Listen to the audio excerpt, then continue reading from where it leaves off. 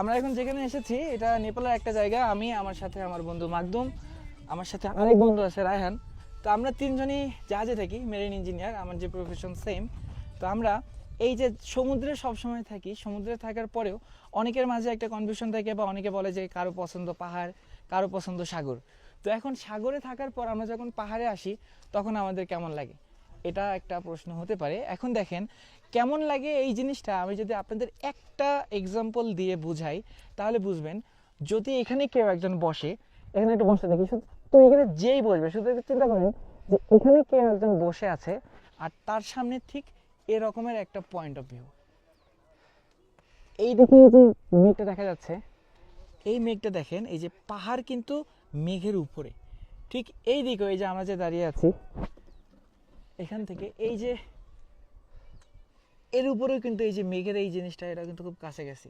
আবার দূরে এখানে দেখেন চিল, তো আমরা দেখি যে চিল অনেক উপর দিয়ে ওঠে, কিন্তু এখানে মাঝে মাঝে এমন জায়গা আছে যে চিল উঠতেছে অনেক উপর দিয়ে কিন্তু সেটা আমাদের নিচ দিয়ে। আমরা এখন অলমোস্ট 2000 ফিট উপরে আছি, 2100 মিটার না তো আমাদের অলমোস্ট আমরা মোটামুটি বলা যায় লিটল বিট ক্লাউড লেভেলের কাছাকাছি। ও আমরা টোটাল কত মিটার এখান থেকে যাব? আমরা টোটাল যাব 4100। 4100। এখন 4100 এখন এখানে আরেকটা কথা আছে, আমরা যে 4100 যাব কন্টিনিউ যদি উঠতাম তাহলে সেটা একটা কথা ছিল। আমরা এখন 2000 এ আছে, আবার নিচে নামতে হবে, নিচে নামার পর আবার উঠতে হবে। তো এইভাবে আমাদের টোটাল ডিসটেন্সটা কত ছিল রে?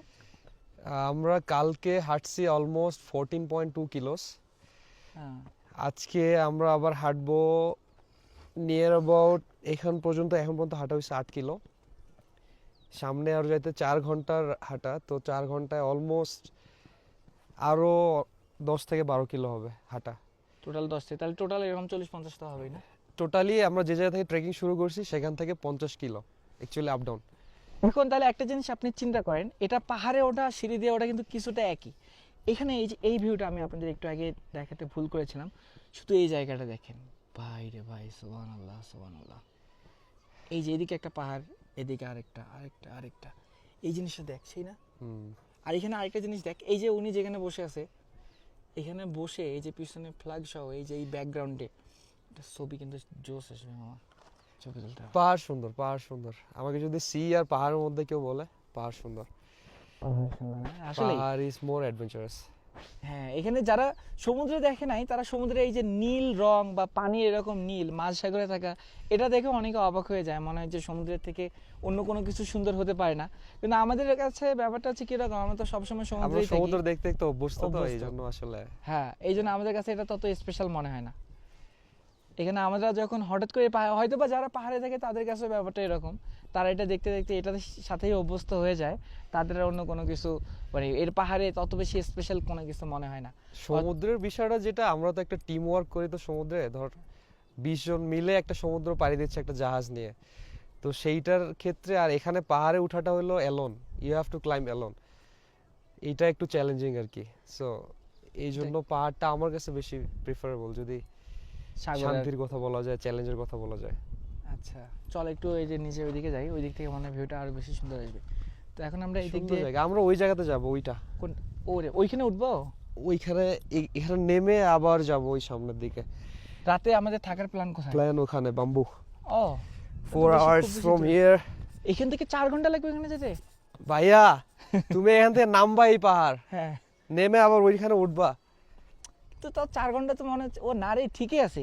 আমরা এই যে লাল পাহাড় থেকে এখানে আসতে তো 1 ঘন্টা পার করে দিয়েছি, এটা দেখা যায় কাছে। হ্যাঁ, পাহাড় দেখে মনে হয় কাছে, বাট ডিসটেন্স অনেক বেশি। এখন আমরা এখান থেকে নিচে নামবো, নিচে নামে এই যে সামনের স্পটটা, এটা অনেক বেশি জোস। আমরা এখান থেকে দেখেন, আমরা যে রাতে যে থাকবো বলছি, অলমোস্ট এখন দুপুর 1টা-1:30টার মতো হবে।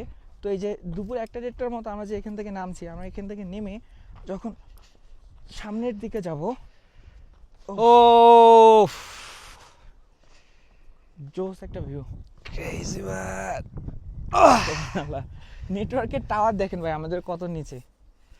কষ্টটা worth it, to be honest, কষ্টটা worth it। আসলেই রে ভাই, জোস একটা জায়গা রে ভাই। এটা যতই দেখছি মনে হচ্ছে যে কথা বলাই বন্ধ হয়ে যাচ্ছে, মনে হচ্ছে চারদিকে শুধু এভাবেই তাকিয়ে থাকি। এখন এখানে দেখেন যেখানে আছি, এটা হচ্ছে হোটেল আলফাইন। তো এখানে যে কেউ একজন যদি বসে, পিছনে এরকমের ভিউ। হাই রে হাই, আমরা এখান থেকে একটা স্ন্যাপ নিয়ে দিস তো। ওকে, এটা জোস একটা জায়গা রে ভাই, সেই সেই সেই অস্থির। তা আপনাদের কাছে এই ভিউটা কতটা ভালো লাগছে অবশ্যই কমেন্টে জানিয়ে দিবেন। এতক্ষণ সাথে ছিলাম আমি হৃদয়, আমাকে তো চেনেনি, আর আমার সাথে ছিল মাকদুম। তোর ফেসবুক এটির নাম জানি কি? It's confidential. কনফিডেন্সিয়াল। আচ্ছা, আমি যারা কমেন্টে অবশ্যই জানিয়ে দেবেন ভিডিওটি কেমন লাগলো। ধন্যবাদ আবারও, আসসালামু আলাইকুম।